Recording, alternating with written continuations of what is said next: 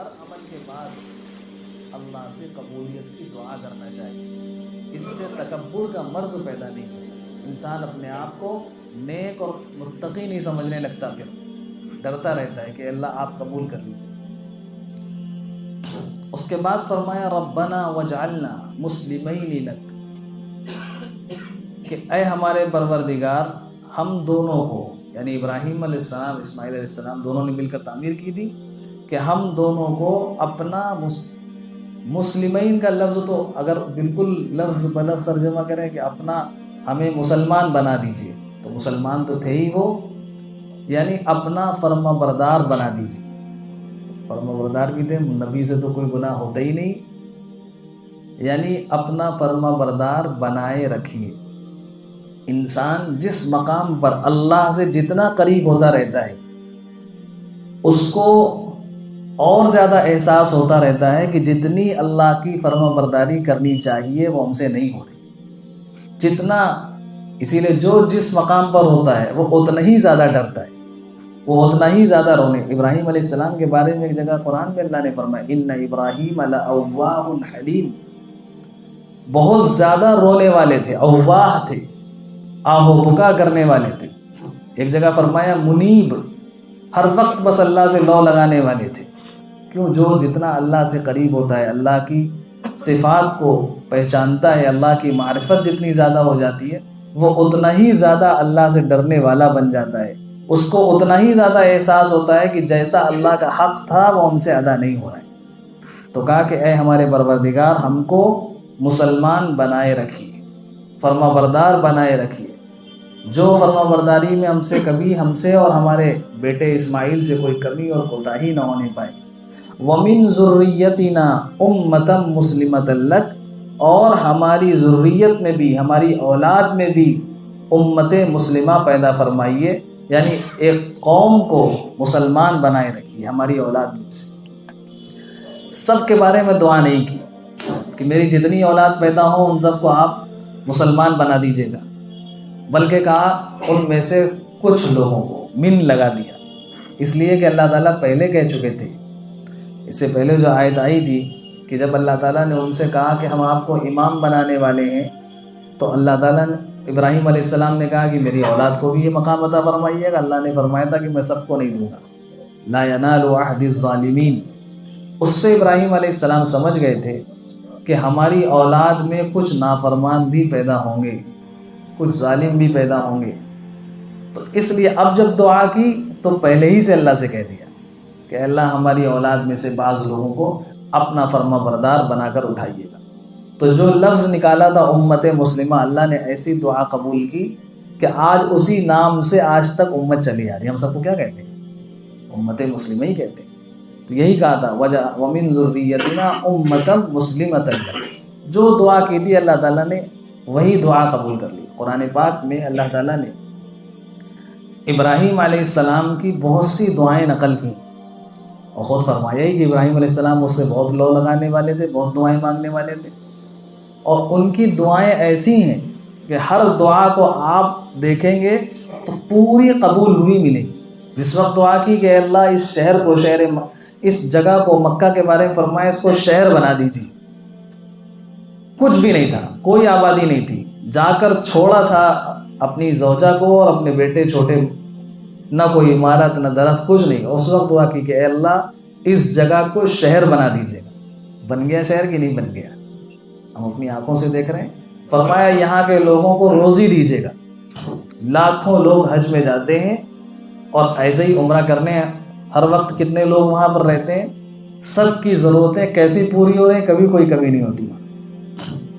اتنے لوگوں کا انتظام، کھانے پینے کا، ساری چیزوں کا، پھل فروٹ کا، ایک ذرہ برابر کوئی چیز کی کمی نہیں ہوتی. اتنا انتظام، اتنے انتظامات رہتے ہیں. اپنی آنکھوں سے ان دعاؤں کو انسان قبول ہوتے ہوئے دیکھتا ہے. تو جو دعائیں اللہ نے قبول کر لی ہیں، اب اللہ کی شان، ان کی شان کریمی کا تقاضا ہے کہ جب ایک مرتبہ قبول کر لیا تو اب بعد میں اس کو رد نہیں کرتے. اس لیے ان دعاؤں کا اہتمام کرنا چاہیے جو دعائیں حضرت ابراہیم علیہ السلام نے اللہ سے کی. اسی لیے اللہ نے قرآن میں نقل فرمائی کہ ہم بھی انہی الفاظ میں اللہ سے دعائیں مانگیں. اپنی اولاد کے لیے دعا مانگی، ربی حبلی من الصالحین، کہ اے اللہ ہمیں نیک اور صالح اولاد عطا فرمائی۔ ہم بھی دعا کریں اپنی اولادوں کے لیے، ربی حبلی من الصالحین۔ اپنے والد کے لیے دعا کی، واغفر لی ابی، کہ میرے والد کی مغفرت فرما۔ بعد میں اللہ نے منع کر دیا ان سے کہ وہ کفر کی حالت میں ان کا انتقال ہوا، اس لیے اب مغفرت کی دعا ان کے لیے، کافروں کے لیے مغفرت کی دعا نہیں کرنا چاہیے۔ لیکن جب تک اللہ نے منع نہیں کیا تھا، والد کے لیے بھی دعا کی، بچوں کے لیے، اپنے بچے کے لیے دعا کی۔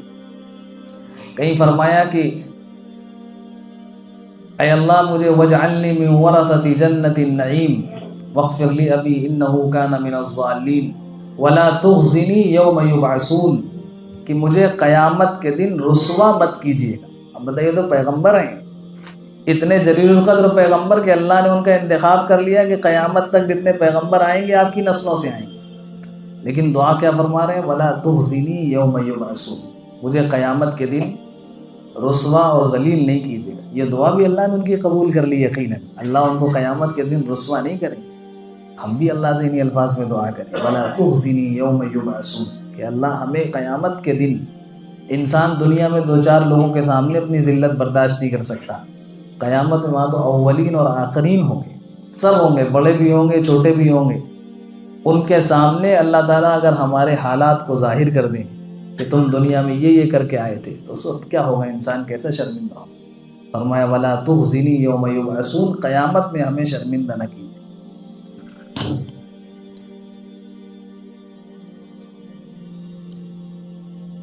تو فرمایا وَمِن ذُرِّيَّتِنَا أُمَّةً مُسْلِمَةً لَكَ، ہماری ذریت کو، ہماری اولاد کو میں سے بھی امت مسلمہ بنائیے، اپنی فرمانبردار امت بنائیے۔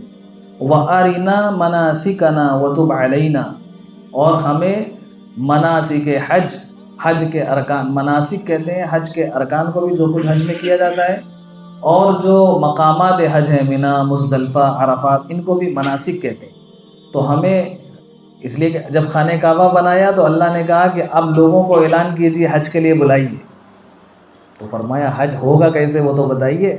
تو پھر اللہ تعالیٰ فرمایا وَأَرِنَا مَنَاسِكَنَا، ہمیں حج کے ارکان بھی سکھا دیجیے، حج کی جگہ بھی دکھا دیجیے۔ تو جبرائیل علیہ السلام کو بھیج کر اللہ تعالیٰ نے حج کی تمام جگہ دکھائیں کہ یہ حج کی جگہ اس طرح سے یہاں قیام کرنا۔ آج بھی جو حج ہوتا ہے وہ وہی ابراہیم علیہ السلام کا سکھایا ہوا حج ہے، جو جبرائیل علیہ السلام نے ان کو سکھایا تھا، آج تک اسی طریقے پر حج چلا ہے۔ وَتُبْ عَلَيْنَا، پھر آخری میں کہا وَأَرِنَا مَنَاسِكَنَا وَتُبْ عَلَيْنَا، اور ہماری توبہ کو قبول کر لیجیے۔ پیغمبر ہیں، معصوم ہیں، ان سے کون سا گناہ ہوتا ہے، لیکن اس کے باوجود کہہ رہے ہیں کہ ہماری توبہ کو قبول کر لیجیے۔ اس کے دو جواب دیے مفسرین نے، ایک تو امت کو سکھانے کے لیے کہ اللہ سے اپنے گناہوں سے توبہ استغفار کرتے رہو کہ اللہ ہم سے گناہ ہو گیا ہے، معاف کر دیجیے۔ دوسرے، جو جس مقام پر ہوتا ہے، انبیاء علیہ السلام کا جو مقام اور مرتبہ ہے، اس مقام اور مرتبے میں انبیاء ہوتے ہیں، اس کے بعد جب کچھ اور ترقی ہوتی ہے اور زیادہ اللہ سے قریب ہو جاتے ہیں، جب اللہ سے اور قریب ہوتے ہیں تو اس کا پہلے کا جو مقام تھا، تب ان کو یہ احساس ہوتا ہے کہ ہم اس سے پہلے جس مقام پر تھے وہ تو کم تھا، اب تو ہمیں اللہ کی اور معرفت مل گئی، تو اس سے توبہ کرتے ہیں کہ میں اس مقام پر اور پہلے کیوں نہیں آیا۔ تو اللہ سے توبہ کرتے ہیں کہ ہمیں معاف فرما دیجیے۔ ورنہ سارے انبیاء علیہ السلام گناہوں سے معصوم ہوتے ہیں، ان سے کوئی گناہ نہیں ہوتا، نہ نبوت سے پہلے نہ نبوت کے بعد، ہر نبی معصوم ہوتا ہے گناہوں سے۔ وَتُبْ عَلَيْنَا، دو اللہ تک پہنچنے کے راستے ہیں۔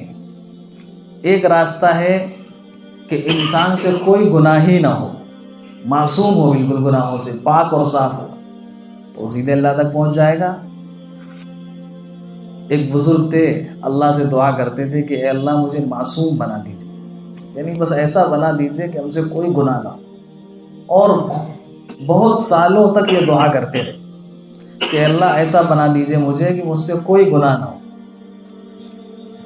بہت سالوں کے بعد اللہ کی طرف سے پھر القاء ہوا دل میں کہ اے میرے بندے، مجھ تک پہنچنے کے دو راستے ہیں، ایک راستہ ہے عصمت، معصوم ہونا، کوئی گناہ انسان سے نہ ہو، بالکل پاک صاف و معصوم ہو، ایک کھڑکی وہ ہے، اور ایک کھڑکی ہے توبہ کی، کہ جب گناہ ہو جائے انسان توبہ کر لے وہ بھی اللہ تک پہنچ جاتا ہے۔ تو اللہ نے فرمایا کہ میں نے عصمت کی کھڑکی بند کر دی، یعنی اس کا تعلق تو چونکہ نبوت سے تھا، نبی معصوم ہوتے تھے، نبیوں کا سلسلہ بند، وہ کھڑکی بھی بند، اب وہ کھڑکی تو نہیں کھلے گی، دوسری کھڑکی جو کھلی ہوئی ہے، جو بند کر دی گئی، اس کو کھلوانے کے تم پیچھے کیوں پڑے؟ جو کھلی ہوئی ہے اس راستے سے آ جاؤ مجھ تک، توبہ کر لو، ہم تم سے اپنے قریب کر لیں گے۔ اللہ تعالیٰ نے قرآن پاک میں توبہ کی جہاں جہاں حکم دیا ہے، اس میں ایک جگہ فرمایا کہ ان اللہ یحب التوابین، یعنی صرف اللہ تعالیٰ گناہ گاروں کو معاف نہیں کرتے بلکہ گناہ سے توبہ کرنے والوں سے محبت کرنے لگتے۔ سوچئے کہ ایک تو ہے انسان کوئی غلطی کرے معافی مانگے، دنیا والے زیادہ سے زیادہ یہ ہوتا ہے محبت آ گئی اور یہ بہت زیادہ دیکھا معافی مانگ رہا ہے تو کہتے چلو اچھا معاف کر دیں، لیکن اللہ پاک جب معاف کرتے ہیں تو صرف معاف نہیں کرتے بلکہ توبہ کرنے والے کو اپنا محبوب بنا لیتے ہیں، اس سے محبت کرنے لگتے ہیں۔ اور اس کا اندازہ ہم کو دنیا میں ہوتا ہے، اللہ تعالیٰ نے دنیا میں اپنی شان ربوبیت کی بہت سی مثالیں رکھ دی ہیں، اسی میں ایک مثال ماں باپ ہوتے ہیں۔ ماں باپ اپنے بچوں سے جو محبت کرتے ہیں، ان کی محبت کا تقاضا یہ ہوتا ہے کہ جب بچے ماں باپ سے توبہ، کوئی غلطی ہو گئی بچے سے اور بچہ جاتا ہے ابا کے پاس، لپٹ جاتا ہے، کہتا ابا ہم سے بہت بڑی غلطی ہو گئی، ہم نے آپ کی نافرمانی کر دی، آپ نے کہا تھا ہم نے نہیں مانا، آپ کو ستایا، آپ کو پریشانی ہوئی، آپ مجھے معاف کر دیجئے، اور خوب سچے دل سے اپنے ابا سے معافی مانگتا ہے، لپٹ جاتا ہے، پیر پکڑتا ہے، ہاتھ جوڑتا ہے، تو ابا اپنے اس بیٹے کو معاف کر دیتے ہیں، اور پھر دوستوں سے کہتے ہیں کہ میرا بیٹا نافرمان تو ہے، اس نے میری بات نہیں مانی، نافرمانی کی، لیکن بہت لائق ہے، اس نے مجھ سے ایسی توبہ کی، ایسی مجھ سے معافی مانگی، مجھے اب اس پہ اور زیادہ پیار آنے لگا ہے۔ ہوتا ہے دنیا میں جب انسان توبہ کر لیتا ہے تو ماں باپ پہلے سے زیادہ چاہنے لگتے ہیں۔ تو جس اللہ نے ماں باپ کے دل میں یہ محبت ڈالی ہے، وہ اللہ تو ساری دنیا کی ماؤں سے زیادہ اپنے بندے کو چاہتا ہے، ساری دنیا کی ماؤں سے۔ جو ہم لوگ سنتے ہیں نا 70 ماؤں سے زیادہ، 70 ماں کیا ہوتی ہیں؟ دنیا میں جتنی محبتیں ہیں وہ سب کا پیدا کرنے والا وہ رب ہے، اس کے پاس کتنی محبت ہوگی؟ تو وہ اپنے بندے کو توبہ کی وجہ سے صرف معاف نہیں کرتا بلکہ محبت کرنے لگتا ہے۔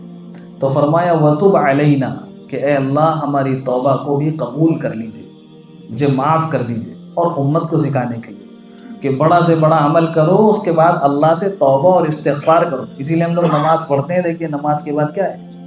کہو استغفر اللہ استغفر اللہ استغفر اللہ، حالانکہ اتنا بڑا عمل کیا ہے، اس کے بعد نماز استغفار کی کیا ضرورت ہے؟